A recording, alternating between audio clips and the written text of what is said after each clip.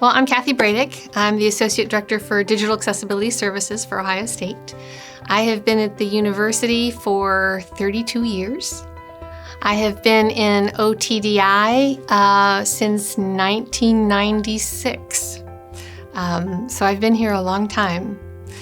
So there are two branches at Ohio State that handle digital accessibility. There's the Digital Accessibility Center in the ADA Coordinator's Office, and then there's Digital Accessibility Services in OTDI. In 2018, the Chief Compliance Officer asked our CIO to stand up an operations branch so that the ADA Coordinator's Office would provide the standards for digital accessibility on campus, but we would then figure out how to implement it university-wide. And so that's what Digital Accessibility Services does. We provide processes and procedures. We've built a community of accessibility coordinators, all in the effort to put the policy into practice throughout the university. It started, I think, in about 2012, maybe. There were some digital accessibility questions that were coming up in the HR systems. And so I was asked to kind of handle a committee that was talking about that. That grew to us hiring our first accessibility analyst in 2015. We were the first department, other than the ADA Coordinator's Office and Student Life Disability Services, to have an accessibility analyst on staff. So I was still managing the batch team at that time and then handling the accessibility analyst just for OTDI's work. And then in 2018, that is when we were asked to stand up a service for the entire university. First of all, it was forming a community. So we now have about 150 digital accessibility coordinators or designees now throughout the university. So number one, it was recruiting people from every organization on campus that would participate in digital accessibility activities. Also then, it was defining what are the key aspects of digital accessibility that we want to go after, right? And then my team put together the processes and the procedures, communicated that out to this community. How do we do this? Got feedback from the community to really put this into play on how are we going to handle digital accessibility. And I do have to say, the engine that is OTDI made it all possible, because I hadn't stood up a program like this before, but security had.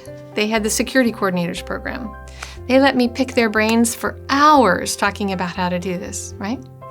When we wanted to put up a website so that we could communicate how to do all of these things we were asking coordinators to do, I started a u.osu site, which is great, but Marcom says, we're going to build you a website.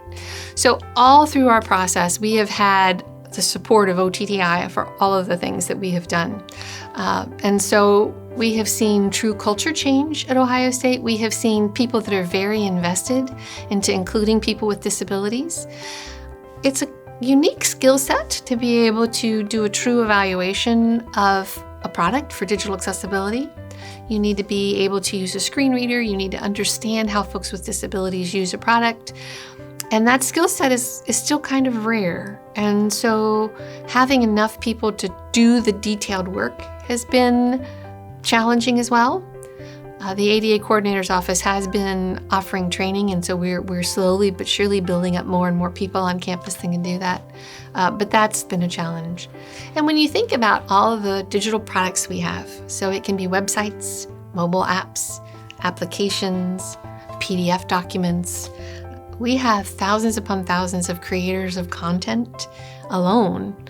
How do we make sure that all of those folks think about digital accessibility and so that they're creating things that everybody can use? I didn't really get it until I worked with a fellow that was blind and was a screen reader user.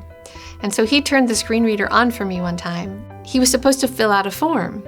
And every time the screen reader would get to a field on the form, it would just say blank, blank, blank. And so the aha moment for me was that this exceedingly intelligent man couldn't do the simplest of tasks on his own. And the hit to your dignity to have to ask for help for even the littlest things that you need to do was just phenomenal to me. It changed my whole perspective of why we do this. So when we make class materials, or videos that someone has to watch that's a student, when we make it so that they can independently do that homework whenever they want to, they don't have to go find somebody to help them with it, that's a win.